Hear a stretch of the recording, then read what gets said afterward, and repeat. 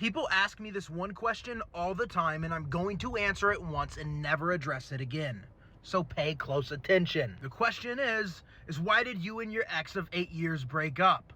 I was cheated on. I have a personal policy in life as I ain't no Will Smith. The man was married with kids, by the way. First of all, I don't condone cheating. Second of all, if you're gonna cheat, at least make sure they're available, right? And there's a lot more details that made the situation pretty traumatizing, but I'm just not gonna relive some of that, thank you. And I could sit here and bash her and say how she's a horrible person, but at the end of the day, I think ultimately, and now this is where the basic YouTube response comes in, I think ultimately we grew apart and neither of us wanted to admit it. We felt trapped living together, and not that I don't blame her, because that was messed up, bro. I felt like at some point we were holding each other back and neither of us wanted to admit it. And I think if you're in a relationship where you're unhappy in, it creates a toxic environment, rather it's intentionally or unintentionally. Now, I'm not giving her the excuse.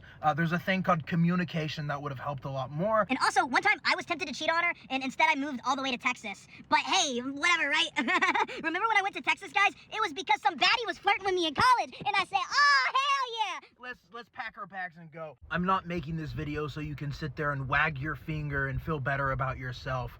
I believe she was in a low point in her life, and I believe she was hurting before she hurt me. I believe she was self-sabotaging, and I believe she would agree. Since then, me and her have had several discussions because this person was a part of my life for 8 years.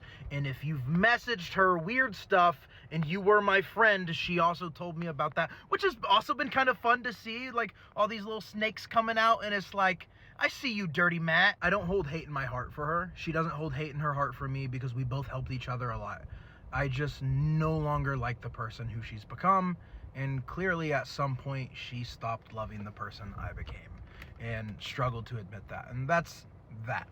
All right, I've separated everything with my ex and gonna leave everything else in here behind.